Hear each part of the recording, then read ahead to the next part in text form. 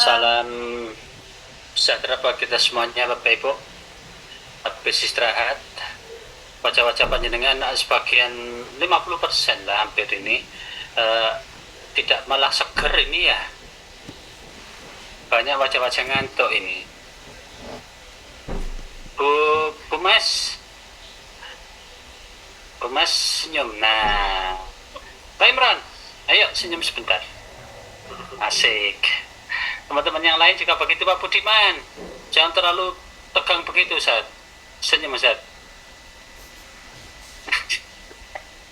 Baik, Bapak Ibu sekalian, di awalan sejak di materi pertama ya sampai dengan materi yang sekarang kita akan ulas bersama ini, SPMI itu tidak bisa kita lepaskan karena kita melakukan audit ini merupakan bagian dari kita mengimplementasikan SPMI ya, SPMI. Di dalam SPMI itu kalau ketentuan regulasi 3925 sekarang itu disebut sebagai perangkat ya, perangkat SPMI. Di dalam perangkat ini salah satunya nanti adalah adanya standar yang Bapak Ibu jadikan sebagai acuan, kriteria referensi di dalam penyelenggaraan pendidikan tinggi kita. Salah satunya adalah yang wajib kita penuhi itu adalah sesuai dengan SNDikti yang telah ditetapkan oleh kementerian. Kemudian di dalam SNDikti itu Bapak Ibu cakupannya ada akademik dan non-akademik ya. Akademik dan non-akademik. Nah, sesi ini kita akan membahas khusus kaitannya dengan standar SPMI sebagai kriteria, sebagai referensi audit mutu internal. Kenapa di sini menjadi acuan? Karena yang dituntut selain regulasi, Bapak Ibu, dituntut untuk melakukan evaluasi atas pelaksanaan, keterpenuhan atau keterlampauan dari standar yang sudah kita tetapkan. Nah, bagaimana penampakannya secara umum Bapak Ibu sudah membongkar-bongkar, Bapak Ibu sudah mengidentifikasi. Yang kami ambil itu masih 50 butir yang ada di instrumen audit mutu internal, itu adalah diambilkan dari standar SPMI. Saya ulangi, instrumen audit mutu internal yang kita jadikan sebagai inspirasi best practice bagi Bapak Ibu, yang di situ kita susun ada 50 butir itu diambilkan dari standar SPMI. Nah, apakah audit itu hanya dilakukan terkait dengan standar SPMI saja? Tidak, tetapi nanti kita akan bahas terkait dengan standar SPMI-nya. Untuk standar yang lain, misalkan yang ada di pedoman ataupun bahkan mungkin di Renstra, itu nanti bisa kita lakukan elaborasi untuk dimasukkan menjadi bagian instrumen yang kita jadikan sebagai bahan atau ruang lingkup audit. Nah, Mas Hadi, saya minta tolong untuk dibantu share screen-nya ya. Bapak Ibu sekalian, kemarin sudah saya sampaikan bahwa cakupan dari SPM Dikti itu adalah akademik dan non-akademik. Cakupan ini sebetulnya kalau kita melihat kepada cakupan akademik yang ada di standar, masing-masing 3 pada setiap standar di Dharma itu semuanya sebetulnya mencakup dari semua standar yang ada di perguruan tinggi kita. Contoh, Bapak Ibu mungkin nanti akan menyusun standar visi misi. Nah, apakah visi misi itu bisa diinternalkan di dalam cakupan 9 standar yang ada 3 pada setiap Dharma itu? Bisa. Saya ambil contoh. Apakah visi misi itu bisa dimasukkan di dalam profil lulusan? Apakah bisa masukkan di JPL? Apakah bisa masukkan di RPS? Semuanya itu bisa dielaborasi. Tata kelola sekarang. Tata kelola ini terkait dengan pengelolaan ketersediaan misalkan, beserta cakupan terkait dengan standar pendidik dan tenaga kependidikan. Ini semuanya ada di standar mana Bapak Ibu? Ada di standar apa itu? Masukan, luaran, apa proses? Halo? Halo? Ya Pak. Masukan. Ya Pak. Masukan Pak. Standar masukan. Ini nanti Bapak Ibu masing-masing item yang ada di dalam sub standar yang ada di setiap 3 standar ini Bapak Ibu minimal harus mengetahui. Contoh lagi, saya ambil sampling ya. Standar terkait dengan sarana dan prasarana masuk di bagian proses, masuk di input, masuk di luaran, apa masuk di masukan? Proses. Standar Pak. sarpras Masukan Sapras, Pak.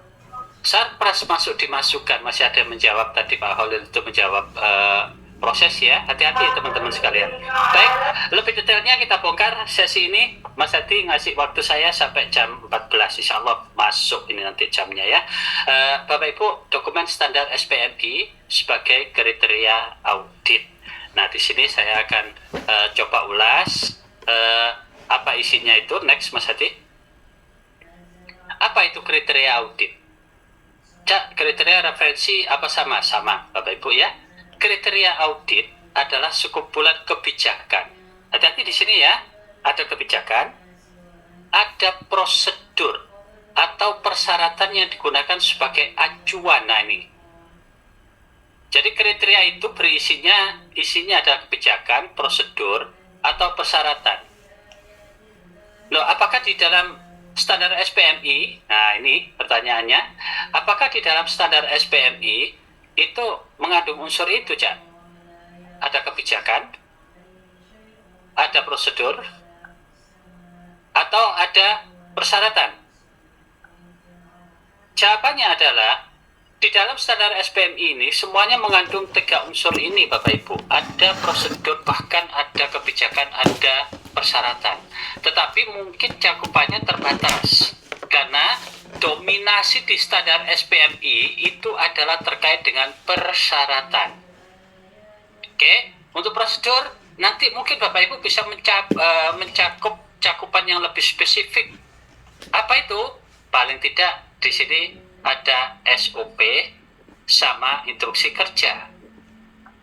Ini untuk di cakupan prosedur. Bagaimana di kebijakan? Kebijakan ini bisa dalam bentuk, salah satunya adalah boleh dalam bentuk renstra itu Bapak Ibu, ataupun kebijakan keputusan yang lain. Nah, salah satunya pedoman akademik ataupun pedoman-pedoman yang lain itu lebih banyak di wilayah kebijakan. Nah, berikutnya di sini yang digunakan sebagai acuan referensi, makanya di dalam audit itu diminta PLOR, bukan diminta kriteria, bukan plot, tapi PLOR. R-nya, referensi, itu isinya ke semuanya itu. So, kesimpulannya, standar SPMI tidak jadi satu-satunya yang dijadikan sebagai kriteria audit. Yang di dalamnya menentukan bukti audit dan temuan audit. Kenapa di sini disebut bukti audit dan temuan audit? Bukti audit ini lebih cenderung kemana, Bapak Ibu? Ini lebih cenderung kepada objektif atau evidennya. Kemudian temuan audit ini adalah terkait dengan problem. Nah, ketika ada bukti, kemudian ada problem, baru dibenturkan dengan referensi. Betul nggak referensinya itu telah terpenuhi atau bahkan tidak terpenuhi atau bahkan mungkin dilanggar? Ini yang saya maksud sebagai bagian dari menentukan bukti audit dan temuan audit. Di sini dikasih buka kurung, digunakan auditor untuk menilai kesesuaian bukti dengan standar. Nah, ini. Standar ini berarti kriteria, Cak? Yes. Lanjut, Mas Hadi. Bapak Ibu sekalian, di dalam proses kita mengidentifikasi ya, mengidentifikasi sampai kita menghasilkan suatu bukti sampai menjadi temuan audit. Ini juga harus perlu kita kuatkan pada seorang auditor, apa itu bukti, apa itu temuan. Bukti audit itu berupa catatan, pernyataan. Hati-hati yang di sini saya lingkari dulu pernyataan. Atas apa suatu fakta atau informasi lain yang relevan dengan kriteria audit yang dapat diverifikasi. Ada 1, ada fakta 2, kemudian ada kriteria 3, kemudian verifikasi 4. apa yang saya lingkari itu, kenapa saya lingkari itu pernyataan Bapak Ibu, hati-hati, kalau catatan bisa dibuktikan. Ya, kalau catatan, biasanya catatan ini isinya adalah implementasi dari standar. Misal laporan, misal lagi notulensi, misal lagi RPS, bukti penilaian, ataupun yang lain termasuk jurnal perkuliahan. Kemudian proses untuk penelitian PKM mulai dari pengajuan judul sampai kepada publikasi untuk riset maupun PKM. Nah, ini semuanya merupakan bagian catatan-catatan. Catatan-catatan inilah yang kita kenal sementara loh ya, itu adalah terrecord di dalam satu rekaman yang dijadikan sebagai tempat untuk merekod atas implementasi standar yang kita kenal dengan sebutan formulir SPMI. Sementara, kenapa? Karena ini pemahaman kita dulu sebelum muncul 39225. Ya, sebelum muncul ini, ketentuan SNDikti 03 tahun 2020 itu menyebut adalah formulir SPMI. Dokumen SPMI itu kan ada 4, ada kebijakan SPMI, kemudian ada manual SPMI, kemudian ada standar SPMI, kemudian ada formulir SPMI. Ini mendasarkan 03 Bapak Ibu. 03 2020. Kemudian geser ada 53 2023. Itu tidak lagi meminta nama spesifik ini. Tetapi secara umum adalah sama, isinya adalah kebijakan, manual, standar, dan formulir. Tempat pendokumentasian, tempat untuk merekod itu disebut sebagai formulir. Oke, nah yang pertama adalah catatan. Ini aman, tapi bagaimana dengan pernyataan? Pernyataan itu kalau tidak Bapak Ibu rekam, itu akan menjadi bukti yang sulit dibuktikan. Saya ulangi, akan menjadi bukti yang sulit dibuktikan kalau Bapak Ibu tidak merekod. Makanya di dalam menulis temuan audit, Bapak Ibu, tolong dengan sangat panjenengan semuanya tidak hanya menuliskan bukti audit itu didapatkan dari pernyataan. Contoh, terkonfirmasi oleh Ketua Program Studi bahwa program studi tidak melakukan monitoring dan evaluasi pembelajaran semester berapa? Ganjil 2024-2025. Ini lemah Bapak Ibu. Kenapa? Hanya berupa pernyataan. Ketika nanti Bapak Ibu sampaikan di dalam rapat penutupan, ini bisa jadi ditolak oleh auditi yang lain yang ternyata memiliki bukti bahwa itu dilaksanakan monef pembelajaran tersebut. Ini nanti menjadi catatan saya bagi Bapak Ibu, tolong ketika proses audit nanti Bapak Ibu tidak mengandalkan dari pernyataan saja. Harus dicari suatu catatan yang bisa membuktikan bahwa itu sebagai suatu fakta atau informasi yang tentunya relevan dengan kriteria audit dan dapat diverifikasi. Dapat diverifikasi ini maksudnya bagaimana? Bisa kita tunjukkan buktinya Bapak Ibu. Jangan Bapak Ibu hanya menyatakan terkonfirmasi oleh pernyataan dan seterusnya Ketua Program Studi ataupun auditi yang lain. Jangan. Tapi tunjukkan terkonfirmasinya. Ini loh buktinya. Ada 5 RPS. Kelima RPS itu adalah RPS mata kuliah 1, 2, 3, 4, 5. Kelima-limanya ada perbedaan antara CPL di RPS dengan CPL yang ada di matrik CPL dengan mata kuliah yang ada di dokumen kurikulum. Kalau Bapak Ibu bisa menunjukkan bukti begitu, cakep. Oke, saya lanjutkan. Bagaimana dengan temuan? Hasil evaluasi bukti audit yang didapatkan dalam audit yang dibandingkan dengan kriteria. Kalau ini jelas, ini menunjukkan apa? Problem. Makanya di dalam LKPS tadi di KKA tadi kita menuliskan deskripsi ya di kolom 8.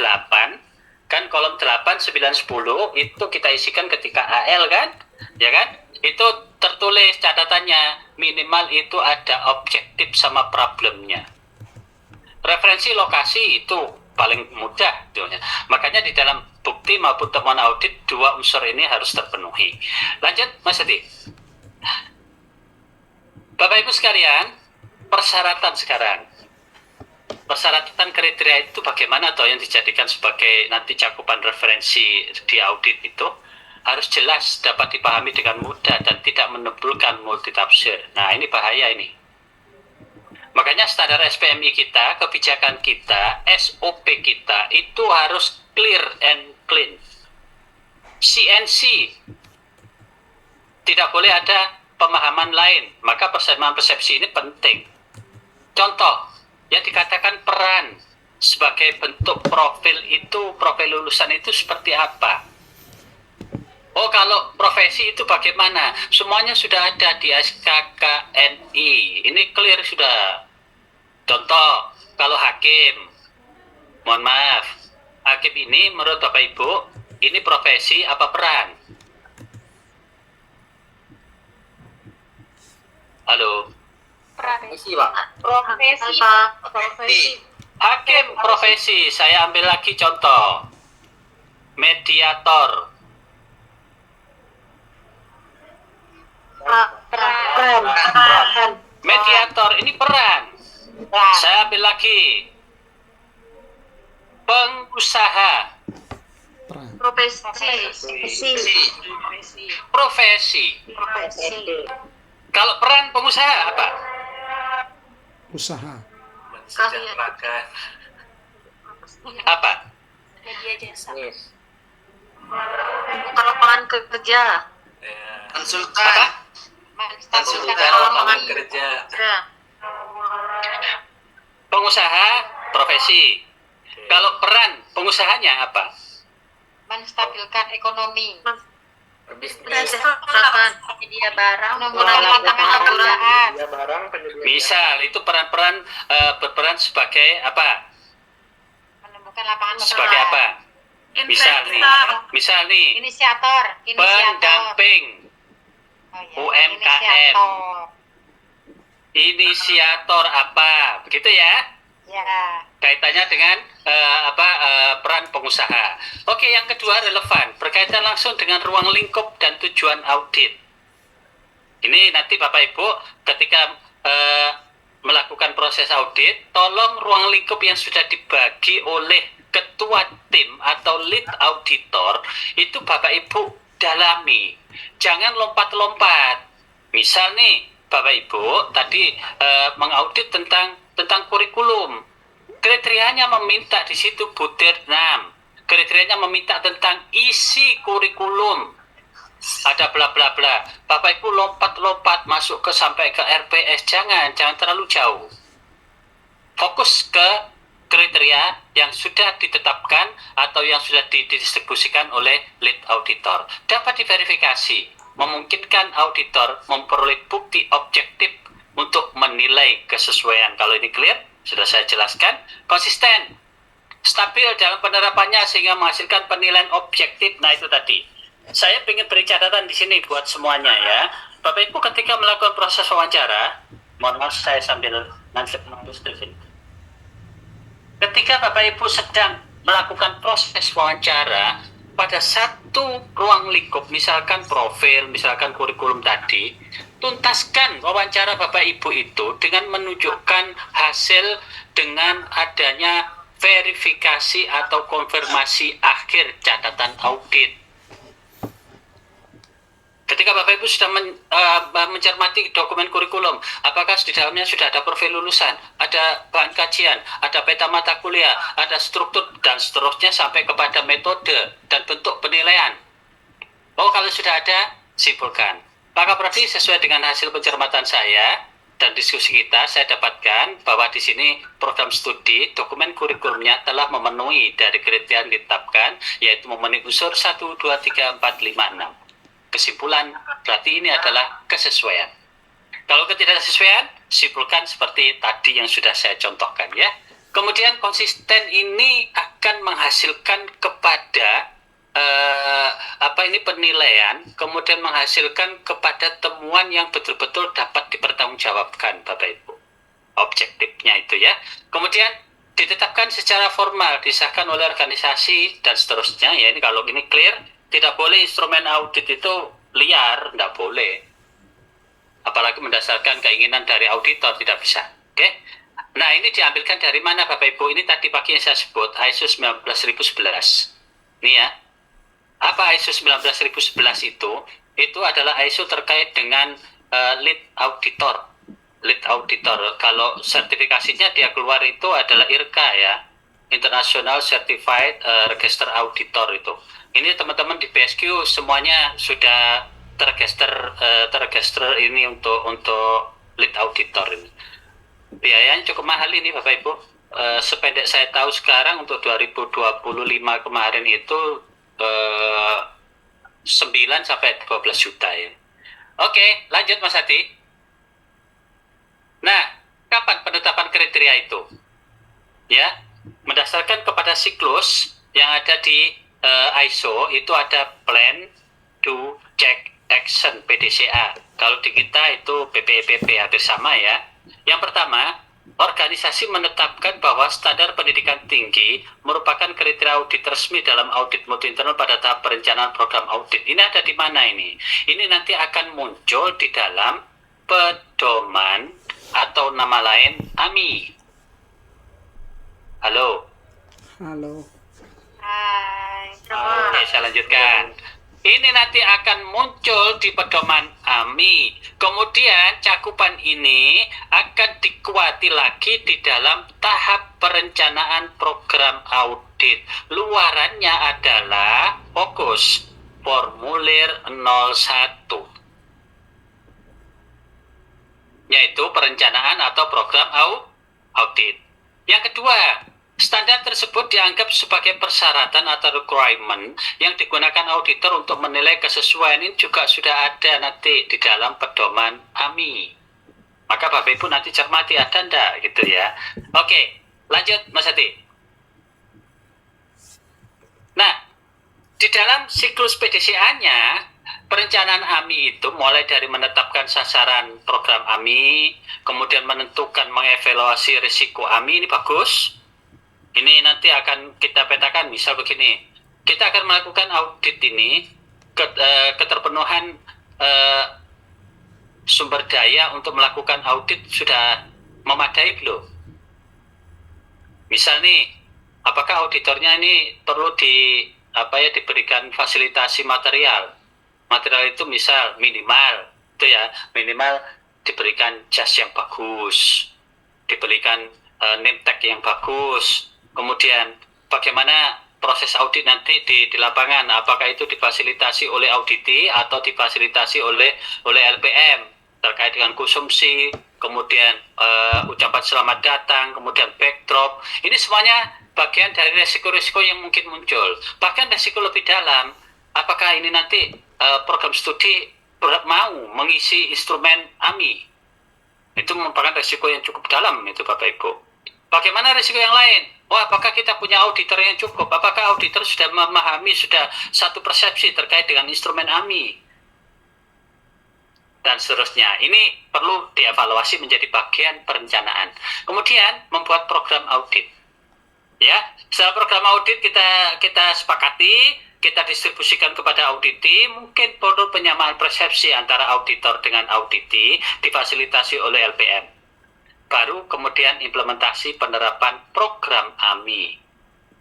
Ya, melalui apa? Di sini AK plus AL. Nah, setelah itu dilakukan pemantauan program AMI dijalankan sesuai dengan jadwal berapa persen, yang ternyata keluar dari jadwal berapa persen, kemudian bagaimana implementasi dari pelaksanaan tingkat survei. Kalau di tempat kami itu ada survei kepuasan auditi terhadap auditor. Itu kami lakukan bagian dari pemantauan program AMI. Meninjau dan meningkatkan ini bagian dari action. Kalau ceknya itu di sini nanti kami juga ada, selain pemantauan, kami ada evaluasi. Kami juga ada analisis laporan. AMI yang disusun oleh auditor. Kita fasilitasi 2 ini di kami, Bapak Ibu. Evaluasi pelaksanaan audit, kemudian ada analisis sampai kepada pelaporannya. Lanjut, Mas.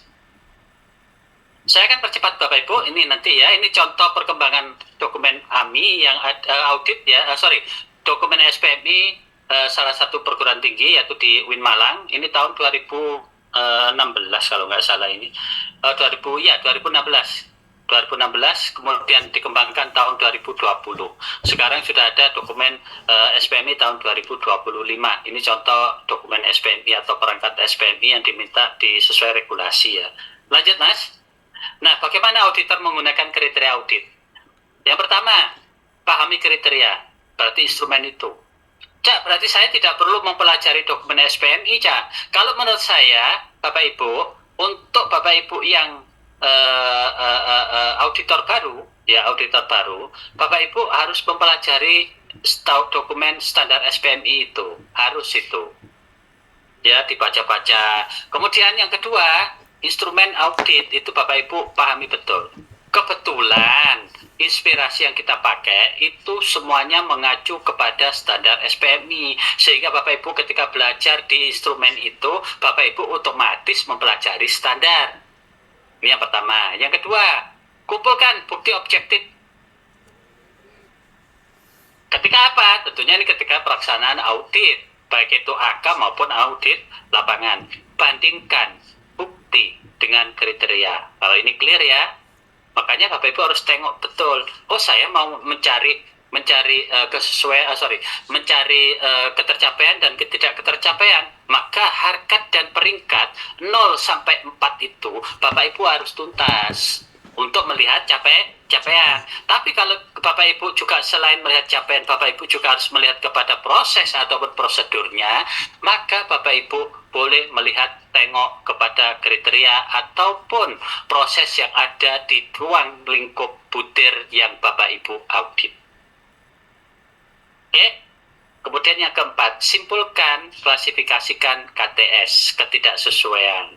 Ini juga sudah kita berikan prakteknya ya tadi pagi terkait dengan untuk memberikan penilaian. Bagaimana kemarin juga saya jelaskan bagaimana itu observasi, minor, mayor, bahkan untuk menentukan kategori temuan berat, ringan, dan sedang bahkan sesuai. Lanjut, Mas. Bapak Ibu, saya tidak mantau panjenengan satu persatu ya. Saya minta komitmen Bapak Ibu aja untuk fokus ya. Mas Hadi, lanjut, Mas.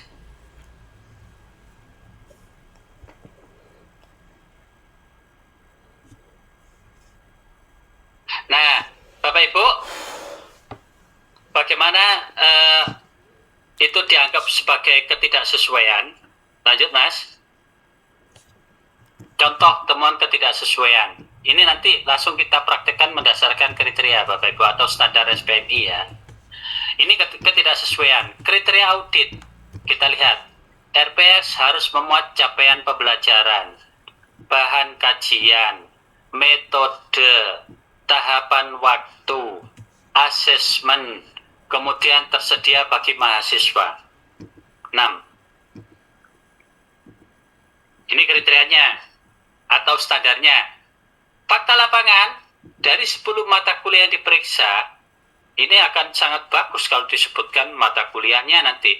4 RPS tidak bisa ditunjukkan dosen. 4 RPS ini nanti Bapak Ibu clearkan mata kuliah apa saja. Bila perlu inisial dosen, DPMK-nya apa saja. Siapa saja. Inisial ya. Jangan pakai nama langsung ya Bapak Ibu ya. Inisial ya. Tapi ketika nanti Bapak Ibu menyampaikan di closing audit, Bapak Ibu menyampaikannya ya tidak pakai inisial. Tapi ketika ditulis, sebutkan inisial saja. 4 RPS itu apa saja yang tidak bisa ditunjukkan oleh dosen. Dan 3 RPS, ini juga begitu, mata kuliah apa saja yang tidak memuat rubrik penilaian atau tidak memiliki rubrik penilaian ataupun portofolio. Atau pilihan itu, bukan dua-duanya harus ada. Ya, ini fakta lapangan.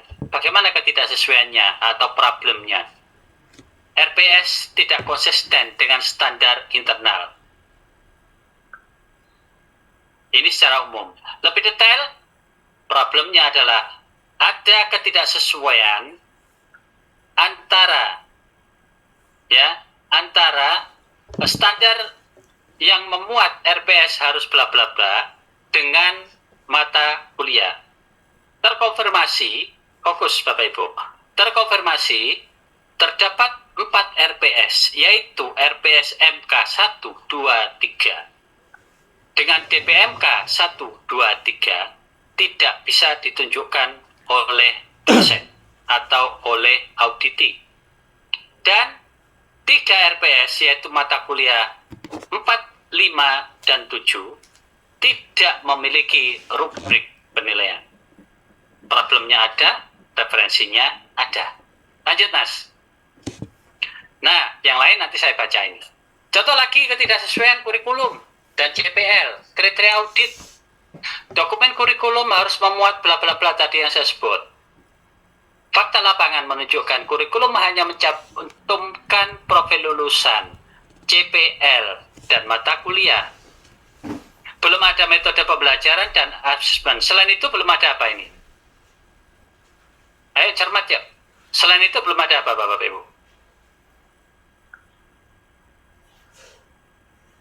Halo? Kajian, Pak. Kajian, Pak. Hanya mencantumkan profil lulusan CPL dan mata kuliah. Belum ada pemetaan metode dan asesmen. Selain itu apa? Bahan. Bahan Kajian, kajian. Pak, mungkin. Bahan kajian. Ini sengaja saya sembunyikan satu ini. Untuk panjenengan bisa lebih fokus ya. Kemudian ketidaksesuaiannya bagaimana? Dokumen kurikulum tidak memenuhi seluruh elemen yang diwajibkan. Ini salah ini. Tidak memenuhi beberapa elemen yang diwajibkan standar, yaitu standar di sini.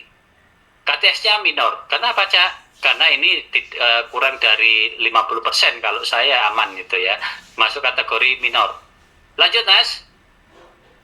Berikutnya contoh lagi terkait dengan tracer, Bapak Ibu, ketidaksesuaian ini ya. Kriteria audit meminta program studi wajib melaksanakan tracer terhadap lulusan paling lambat 2 tahun setelah lulus dengan tingkat respon lebih dari atau sama dengan 50%.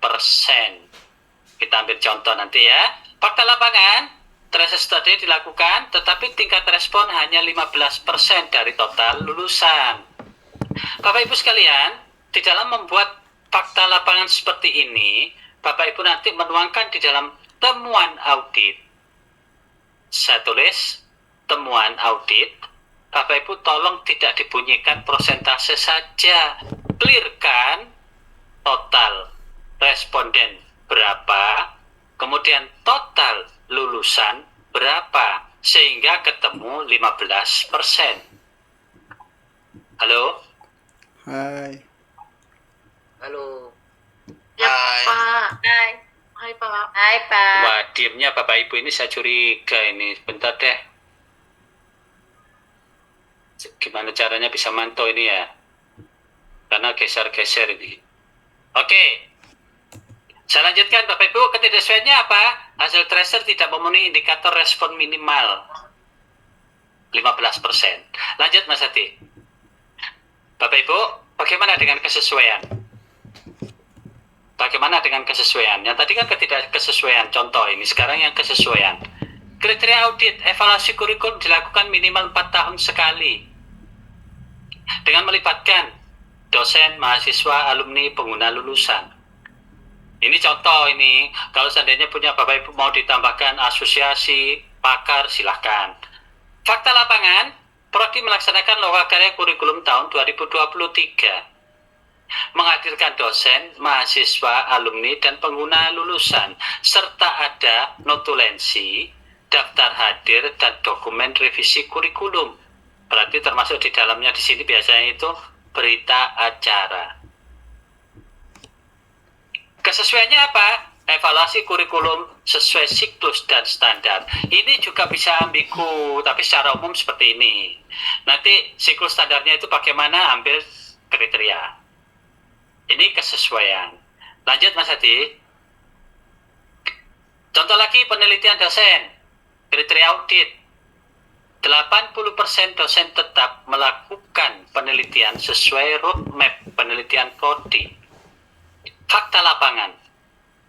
Dari 25 dosen tetap, 22 dosen 88%. Nah, ini seperti ini cakep nanti kalau Bapak Ibu nulis temuan itu ya. Memiliki penelitian yang terintegrasi dalam roadmap penelitian. Laporan hibah dan publikasi tersedia. Cakep ini. Dari sisi capaian. Kemudian kesesuaiannya, capaian penelitian sesuai dengan target. Cakep. Tapi nanti ketika seperti ini Bapak Ibu temukan, tolong Bapak Ibu cari dokumen, catatan, ataupun informasi lain yang bisa menunjukkan bahwa memang 88% ini terpenuhi. Ini kan berdasarkan integrasi di dalam roadmap penelitian, laporan hibah dan publikasinya. Tapi bagaimana terkait dengan moneknya, ada atau tidak? Ini nanti perlu ditindaklanjuti. Untuk apa? Untuk kita mengidentifikasi prosedur. Jadi tidak hanya mengidentifikasi capaian. Lanjut, Mas. Berikutnya, Bapak Ibu, di mana standar SPMI kita? Tadi yang sudah kita tulis di kurikulum, di CPL, kemudian di penelitian, itu semuanya sudah kita tuangkan di sini, Bapak Ibu. Di dalam formulir 2 LKPS untuk daftar tilik, itu juga yang diisi oleh auditor ya, terutama ada di LKPS, itu ada di sini. Ini standar kita. Oh, berarti kalau kita punya standar 100, isinya nanti butirnya 100, Cak. Bapak Ibu, kalau Bapak Ibu mampu melakukan itu, cakep. Kalau di Win Malang bagaimana, Cak? Di Win Malang tidak semua standar kita ukur, Bapak Ibu. Kasihan auditornya tidak mengatasi, Bapak tidak mengatasi. Ya, tidak mengatasi untuk menyelesaikan seluruh butir itu. Auditinya juga begitu. Maka mungkin di SPMI kita punya standar jumlahnya 216. Dari 216 itu kita jadikan instrumen AMI, kita pilih. Kemarin sudah saya sampaikan ya, mungkin hanya 70. Tapi ini tiap tahun bisa kita lakukan, Bapak Ibu. Syukur kalau tiap semester. Nah, setelah ini 1 tahun atau 2 tahun, ini sudah jalan, hasilnya jelas, baru lanjutkan ke instrumen yang lain atau standar yang lain yang ada di 216 itu. Ini yang kami implementasikan di Win Malang, Bapak Ibu. Oke, lanjut Mas Hadi. Bapak Ibu, contoh standar luaran. Ini semuanya ada di standar LKPS tadi ya, di Excel itu. Prodi memiliki profil lulusan. Seluruh prodi memiliki CPL yang mendukung profil lulusan. Indikatornya ini sudah kita tuangkan di dalam harkat dan peringkat ya. Kemudian 3, adanya mapping CPL dengan bahan kajian mata kuliah ya. Kemudian indikatornya apa? Semua mata kuliah yang ditetapkan telah didasarkan pada mapping CPL dengan bahan kajian dan mata kuliah. Sederhana begini Bapak Ibu, kalau audit ini cek CPL-nya, mata kuliah itu sesuai nggak dengan kurikulum. Cek CPL-nya, apakah di situ memunculkan adanya CPL menjadi bahan kajian. Oh, sudah Cak, cek bahan kajiannya. Bandingkan dengan mata kuliah yang dipasarkan. Jangan-jangan SK mata kuliah yang dipasarkan dengan dokumen kurikulum berbeda. Mungkin tidak? Penamaan mata kuliah saja itu bisa berbeda dan itu pasti akan membedakan hasil ataupun luaran dari mata kuliah tersebut. Tolong Bapak Ibu telusur. Jangan-jangan di dokumen kurikulum panjenengan itu ada misalkan 60 mata kuliah di SK yang dipasarkan di semester ganjil dan genap, ternyata totalnya ada 68 mata kuliah. Pernah panjenengan cek ini? Nanti Bapak Ibu lakukan cek ini. Saya lanjutkan. Mekanisme pengukuran ketercapaian.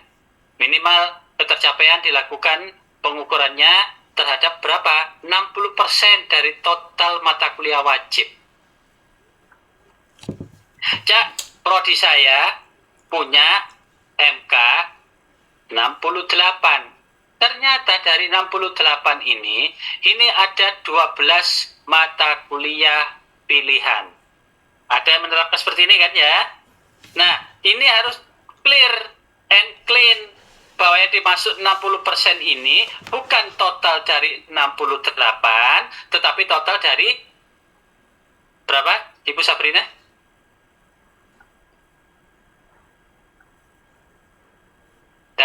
Dari apa? Bukan dari 68, tapi dari berapa?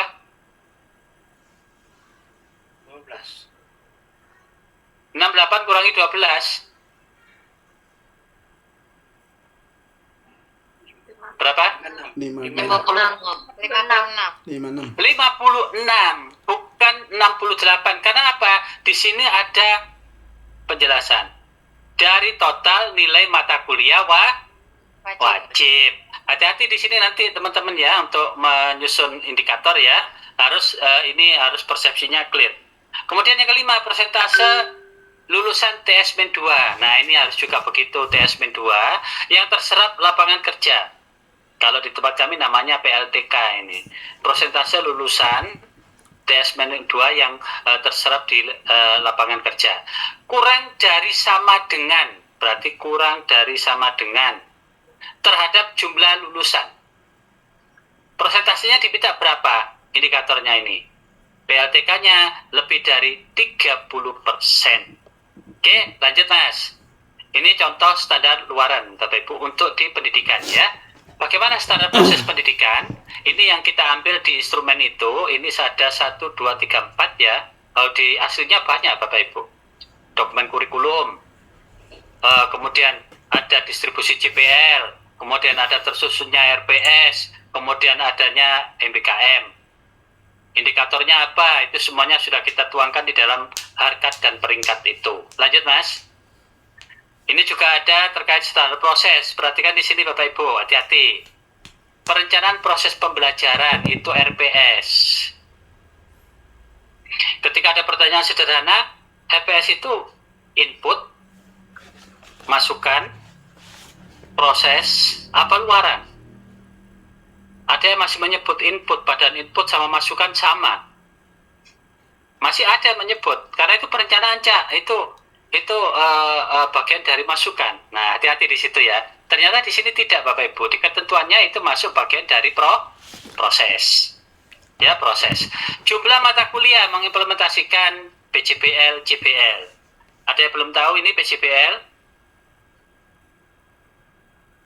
Ibu Mas Atiawati, PJPL ini apa, Bu?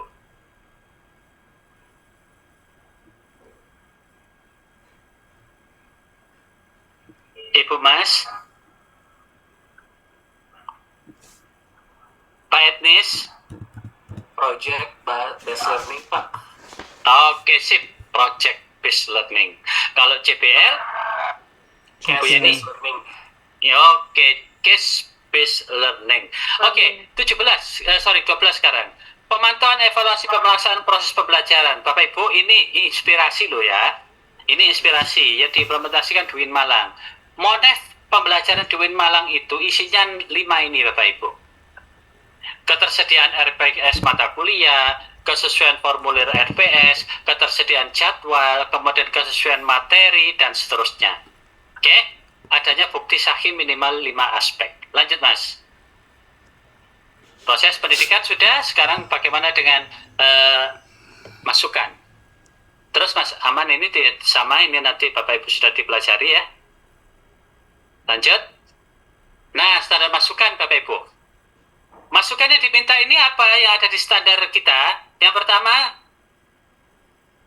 masukan pendidikan Mas Hadi. Oke.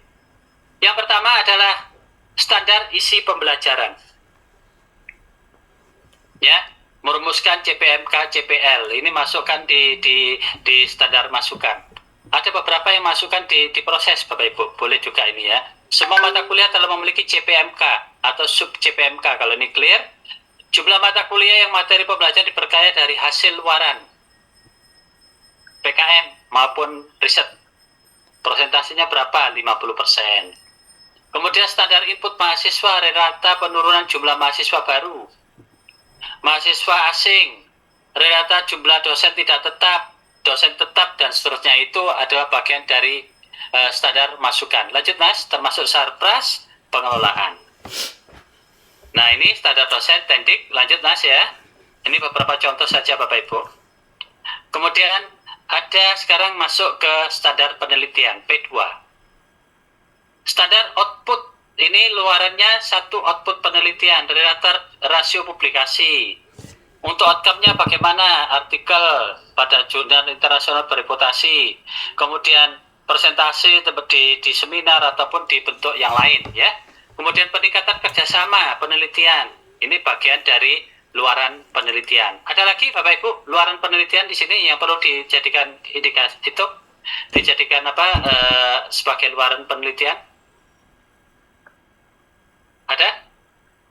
Masih banyak loh ini. Masih dapat. Sitasi masih dapat. Sitasi. Apa Bu? Sitasi. Sitasi, betul. Yang lain? Sini Lainnya? HKI Pak. paten Pak. HKI, paten. Aman. Lanjut, apa lagi? Haki, Proceeding. Apa Bu? Proceeding Pak. Proceeding masuk. Lanjut, yang lain? prototype, rekognisi, Prototype. Bagus. Ada lagi? haki, Pak. Haki. Haki. Terus apa lagi? Kayaknya Bapak Ibu berkutat di situ aja ya. Di publikasi ada 11 itu. Mulai jurnal, seminar, media massa, kemudian luaran lain paten, kemudian HKI, hak cipta, paten sederhana, sampai kepada ISBN. Yang lain ayo. Luaran. Apa? Produk portofolio Pak. Kebijakan. Apa? Portofolio, produk, boleh Portofolio. masuk. Luaran. Kebijakan Pak. Kebijakan. Bagus. Ada lagi? Saya kasih contoh. Bapak Ibu, ini masuk apa tidak di luaran penelitian? Meningkatnya joint research putus-putus ya. Luaran. dosen. Masuk. Luaran. Masuk Pak. Ayo, Masuk. joint research. Kolaborasi. Kolaborasi. Masuk di mana? Luaran penelitian. Luaran Pak. Luaran apa di proses? Proses. Kerjasama. Joint research itu masuk di proses, Bapak Ibu. Ya, joint research itu masuk di proses. Oke, lanjut Mas Hadi. Kalau join pendanaan Pak, Perencanaan penelitian untuk standar proses ini ada ya. Peta jalan. Punya roadmap, itu peta jalan. Loh, Cak, peta jalan itu bukannya input, bukan. Tapi dia masuk di proses. Kemudian, yang kedua, dosen melakukan penelitian sesuai dengan roadmap maupun mahasiswa. Pelibatan mahasiswa itu masuk proses, bukan bagian dari luaran. Sama kayak joint research tadi itu ya. Kemudian standar isi penelitian, bagaimana itu? Standar isi ini juga masuk di proses Bapak Ibu. Penelitian sebagai pengembangan mata kuliah, pembelajaran mata kuliah itu proses, bukan luaran. Kemudian berikutnya mekanisme pemantauan penilaian dosen. Mulai dari proses penerimaan judul sampai kepada proses melakukan penelitiannya. Ini juga bagian dari proses penelitian. Lanjut Mas. Ini saya percepat aja Bapak Ibu, nanti bisa dibaca-baca ya. Nanti bandingkan Bapak Ibu dengan kriteria akreditasi yang terbaru ya. Bisa Bapak Ibu unduh di laman Ban PT untuk APT ya, untuk APT yang menggunakan 5 kriteria. Standar luaran PKM langsung ke luaran ya. Ini contoh output, ada realisasi PKM baik lokal maupun cakupan nasional internasional. Kemudian realisasi bermanfaat bagi Dudi, rasio jumlah produk yang diadop, ini juga bagian dari luaran untuk PKM. Lanjut Mas. Ini semuanya sudah kita tulis Bapak Ibu ini di dalam instrumen audit mutu internal di Excel itu di LKPS. Semuanya sudah kita tulis. Ini kita ambilkan contoh ini 50 dari instrumen itu yang ada di standar SPMI. Nah, Bapak Ibu, ini ada studi kasus. Standar butir 10. Dokumen RPS memuat 1, 2 sampai I. A sampai I. Lanjut. Ini masuk perencanaan pembelajaran ya. Studi kasusnya. Bapak Ibu tolong diperhatikan. Dalam audit mutu internal program studi bahasa Arab, auditor memeriksa RPS. Metodologi mata kuliahnya bahasa Arab. Menemukan bahwa RPS yang digunakan dosen belum lengkap. RPS tidak memuat metode pembelajaran blended learning, tidak mencantumkan rubrik asesmen capaian pembelajaran, serta tidak mencantumkan tahapan perkuliahan per minggu. Saat dilakukan wawancara, dosen pengaku mengakui bahwa ia belum sempat memperbarui RPS tahun ini dan masih menggunakan RPS lama. Auditor juga menemukan bahwa perkuliahan tidak mengikuti metode pembelajaran yang tertulis di RPS. Bahaya ini. Karena sebagian besar pertemuan dilakukan secara ceramah, tanpa interaksi dan tanpa komponen pembelajaran daring sebagaimana seharusnya. Saat auditor meminta mahasiswa membuka RPS di LMS, beberapa mahasiswa menyampaikan bahwa mereka tidak pernah melihat RPS tersebut. Dan ketika diperiksa, RPS memang belum diunggah ke LMS sejak awal semester. Lanjut Mas. Kasus butir 18 dan seterusnya. Lanjut Mas. 10 dan seterusnya. Nah, sekarang kita cermati Bapak Ibu. Sesi terakhir. Butir 10 Mas. Butir 10. Yes. Dibesarkan. Selanjutnya next. Bapak Ibu, di dalam case pertama, tolong dicermati. Ada berapa problem di sini? Menurut saya 4, Pak. 1, 2, 3, 4. 4 menurut saya, Pak. 5. 4 problem. Iya, Pak. 4 problem. 5 Pak. 6. 5. 6. Saya 6 Pak. Saya 5. Atau 1, tapi anaknya banyak. Problemnya 1, tepat sekali. Buktinya banyak. Oh. Cik, lihat kriteria, kembali back Mas Hati. Back Mas Hati. Ada capaian pembelajaran, bahan kajian, metode pembelajaran tidak ada. Ya kan? Ya. Yang E, asesmen tidak ada. Tidak ada. Yang F tidak ada. Dapat Yang diakses A tidak ada. Tidak ada. H tidak ada. 1, 2, 3, 4, satu lagi apa lagi? Ditinjau berkala tidak ada. Tidak sesuai. Problemnya Satu. dokumen RPS tidak memenuhi standar yang telah ditetapkan isiannya. Buktinya tidak memuat metode, tidak memuat asesmen, tidak memuat metode pembelajaran blended, kemudian tidak bisa Tidak diakses. dapat diakses. Oke, clear ya Bapak Ibu ya? Clear. Jadi ini adalah buktinya. Next, yang terakhir. Yang fokus syukur, yang tidak fokus rasain. Lanjut Mas, lanjut. Yang tidak fokus mudah-mudahan nanti dapat tularan dari teman-teman yang lain, bisa menjadi bagian jariah juga. Bapak Ibu, butir 18. Pada audit mutu internal pada program studi MPI, auditor diminta memeriksa persentase keberhasilan studi PKS 2019, angkatan 2019.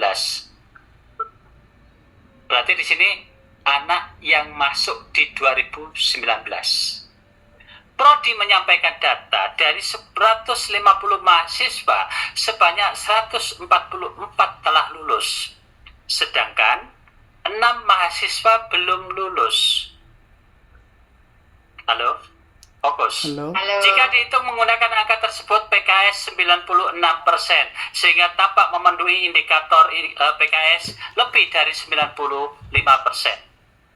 Namun, ketika auditor meminta verifikasi ke bagian akademik, ditemukan data resmi yudisium bahwa hanya 140 mahasiswa yang benar-benar telah lulus, sementara 4 mahasiswa lainnya menunggu revisi skripsi dan belum ditetapkan sebagai lulusan. Cluenya belum ditetapkan sebagai lulusan. Ketika auditor menanyakan ke Prodi mengapa angka lulus berbeda, Prodi menjelaskan bahwa mereka menganggap mahasiswa tersebut telah lulus. Mohon maaf, ada problem apa di sini? Manipulasi data. Kesesuaian Lain persepsi, Pak. Problemnya adalah Ketidaksesuaian. Lain PS tidak sesuai dengan gagal memenuhi ketercapaian PKS minimal 95%. persen. Objektifnya didapatkan apa, Bapak Ibu? Data dari SK Yudisium bagian akademik, yang ada di bagian akademik, ya kan? Dengan data yang ada di Prodi, ini dirincikan berapa, sehingga menyimpulkan temuannya adalah kurang dari 95%. 95%. Itulah Bapak Ibu gambaran umum. Terakhir saya minta 3 menit. Saya ingin sampaikan Bapak Ibu. Di dalam melakukan proses audit, Bapak Ibu nanti dituntut untuk menyusun deskripsi temuan. Deskripsi temuan Bapak Ibu itu harus memenuhi kaidah PLOR. Yang paling berat ditemukan di dalam ditulis di dalam PLOR ini adalah terkait dengan problem dan objektifnya. Ini Bapak Ibu harus tuntas. Harus tuntas. Nah, di dalam menelusur ini Bapak Ibu, tolong Bapak Ibu mengidentifikasi minimal itu ada 3 bentuk. Ini ada di materi kemarin di efektivitas, tapi belum saya sampaikan. Saya sampaikan secara verbal, tapi slide-nya belum kita tampilkan. 3 bentuk ini Bapak Ibu dalami untuk melihat capaian maupun proses maupun prosedurnya. Apa itu? Terkait dengan isi ataupun identitas, kedalaman, dan keluasan. Contoh RPS tadi. Bapak Ibu tinggal melihat dokumen RPS-nya. Oh, tidak ada metode asesmennya. Clear. Selesai. Setelah semuanya ternyata terpenuhi indikator-indikator yang ada di dalam RPS, Bapak Ibu lakukan pendalamannya, isinya. Ini yang dilakukan di tatap muka di tatap muka ke-6, di tatap muka ke-7, Bapak Ibu sampling. Apakah metode asesmennya sesuai, relevan, alignment untuk mengukur ketercapaian indikator tatap muka 6 ataupun 7 tadi. Ini masuk wilayah panjenengan kedalaman. Jangan sampai Bapak Ibu hanya melakukan audit itu di kulitnya saja. Oh, ada metodenya. Oh, ada blendednya, oh, ada refnya, kemudian ada penilaiannya. Semuanya panjenengan nilai terpenuhi. Lakukan pendalaman. Sampling tatap muka berapa? Oh, ini mahasiswa indikatornya mampu menjelaskan hubungan teori A dengan teori B. Tapi metode evaluasi yang dipakai di situ non-tes. Alignment enggak? Alignment enggak?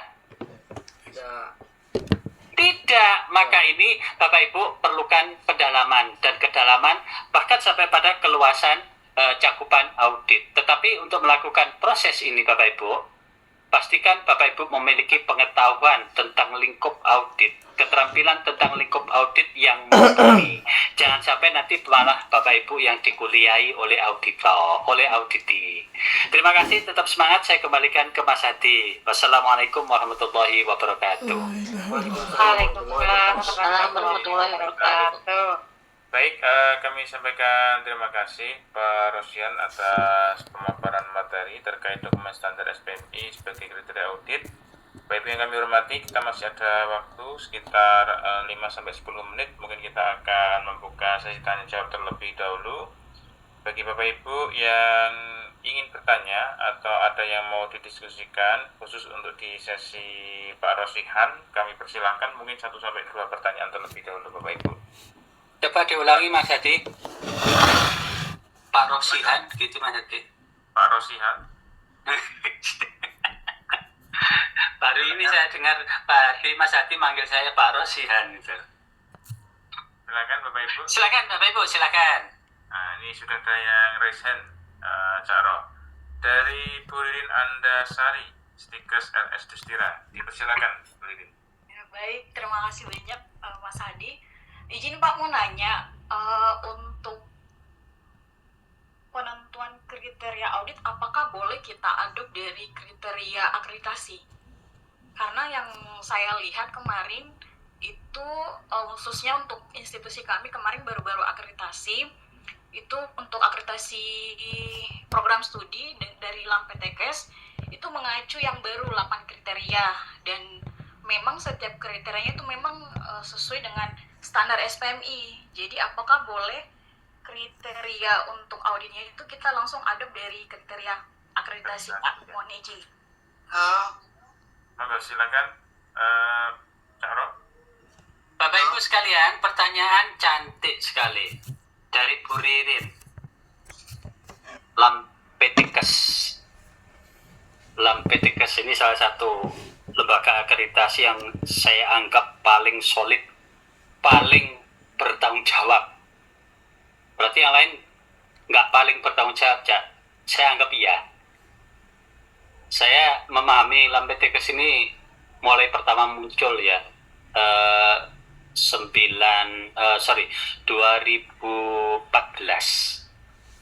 LAMPTKS itu 2014 Bapak Ibu. Nah, apakah kita boleh instrumen audit itu menggunakan kriteria akreditasi?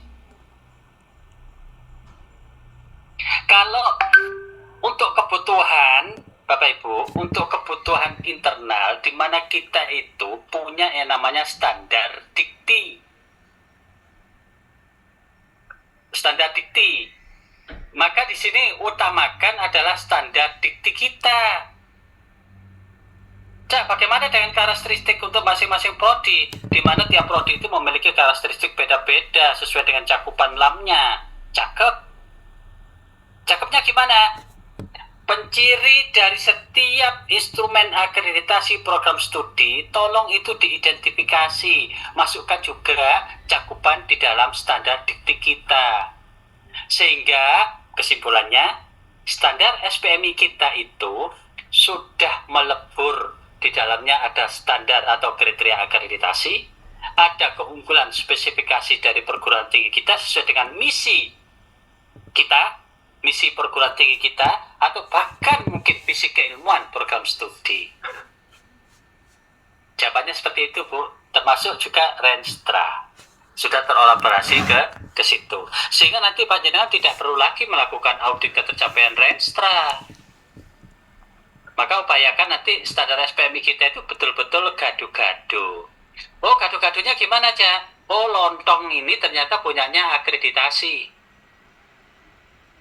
Kecambahnya ini punyanya kita, punya kita, penciri kita. Tahunya punyanya siapa? Punyanya ISO. Kemudian kentangnya punya siapa? Kentangnya ini punyanya APT. Dan seterusnya, dan seterusnya. Itu yang dimaksud sebagai standar dikti. Demikian Ibu Ririn. Oke. Baik, cukup jelas ya Bu Ririn? Siap, jelas Pak. Baik, Bapak Ibu yang lain, jika masih ada pertanyaan, dipersilakan.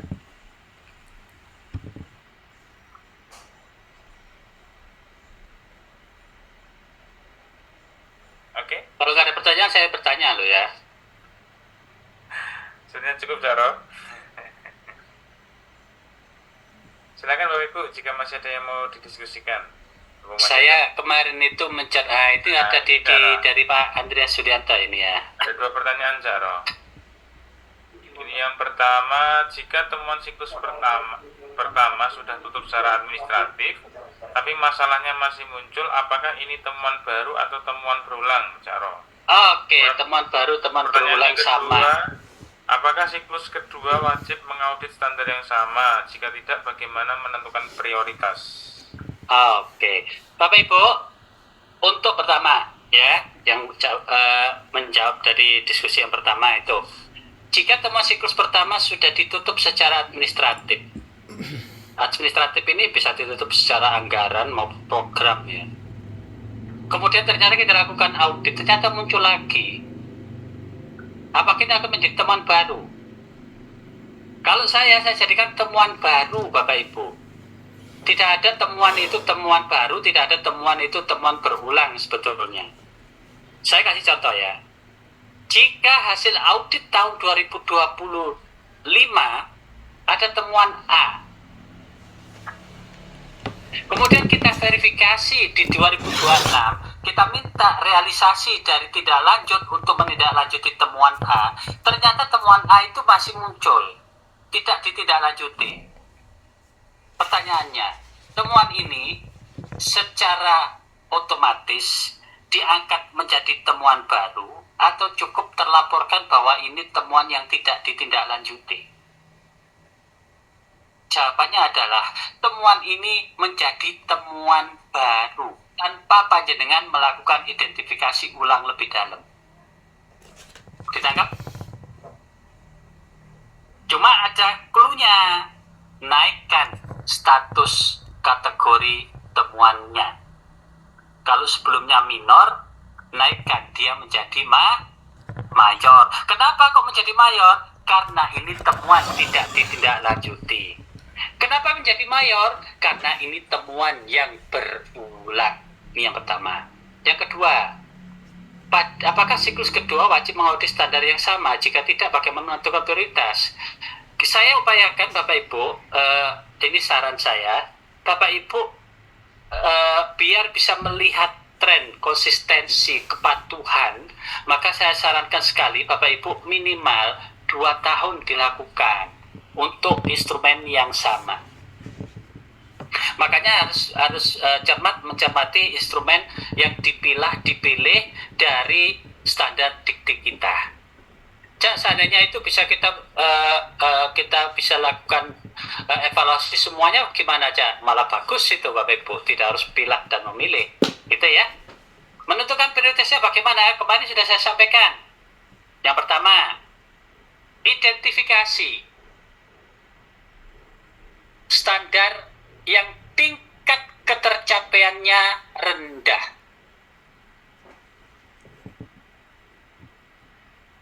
Kalau standar itu sudah jelas terimplementasikan, maka jangan masukkan di dalam instrumen. Saya kasih contoh, Bapak Ibu, mohon maaf. 12-16 kali tatap muka. Kira-kira kalau itu dosen tetap, kira-kira tingkat ketercapaiannya berapa persen? Saya yakin di atas 85%. Sepakat? Saya yakin. Maka ini tidak perlu diaudit, Bapak Ibu. Tidak perlu dimasukkan instrumen. Biarkan sistem, misalkan kita sudah punya jurnal online, sistem yang akan menjawab itu. Biarkan itu menjadi bagian Monef saja. Monef oleh Prodi. Kedua, saya kasih contoh lagi. Penelitian dosen. Bagi dosen tetap. Wajib ada minimal 1 penelitian dalam 1 tahun. Ini menurut saya tidak perlu diaudit. Karena saya yakin kalau yang namanya dosen tetap punya NIDN, dia wajib melakukan penelitian. Entah itu sebagai ketua, entah itu sebagai anggota, atau penelitian mandiri. Oh, berarti instrumennya kita rubah ya, atau kita dalami lagi. Cakep. Contoh pendalaman. Apakah penelitian yang dilakukan dosen sudah memenuhi untuk kesesuaiannya dengan roadmap penelitian? Nah, ini keren. Gitu ya. Contoh lagi, Bapak Ibu. Contoh lagi. RPS. Semua mata kuliah harus memiliki RPS. Bapak Ibu bisa memetakan. Kira-kira di perguruan tinggi saya ini semua mata kuliah sudah ada RPS-nya atau belum ya? Kalau ternyata rata-rata sudah memiliki RPS, ya tidak perlu ditelusur ketersediaan RPS itu. Lakukan instrumen itu, pendalamannya terhadap RPS. Apakah isinya, formatnya, kesesuaiannya sudah memenuhi standar. Kalau Bapak Ibu hanya mencari keberadaan RPS itu untuk proses audit, menurut saya terlalu sederhana. Masukkan itu, ketersediaan RPS, masukkan menjadi bagian monef yang dilakukan oleh prodi. Itu sudah ada. Maka ini Bapak Ibu akan terbantukan dengan keberadaan monef-monef itu. Demikian Bapak Ibu, mudah-mudahan menjadi pencerahan bersama ya. Kalau ada lagi, Mas Hadi, masih ada waktu kan? Mungkin kita cukupkan terlebih dahulu, Cak Ro, karena waktunya sudah lewat ini. Oke, terima kasih Bapak Ibu sekalian.